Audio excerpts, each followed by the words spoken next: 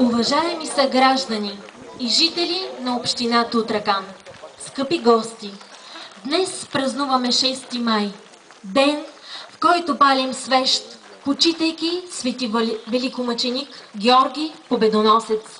Днес почитаме светецът, който олицетворява храбростта и стремежа към свобода, който е закрилник на защитниците на Отечеството, онези, които с много воля, достоинство и героизъм отстояваха правото на българската нация на самостоятелно и независимо развитие. Един от първите актове на възродената българска държава, веднага след освобождението в лицето на княз Александър I Батенберг, е обявяването на 6 май за ден на храбростта и празник на българската армия.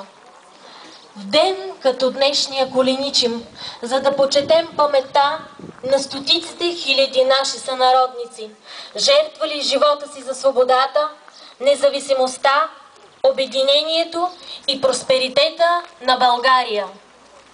Тържествен ритуал по запалване на вечния огън ще бъде изпълнен от четници от мемориална чета Таню Войвода.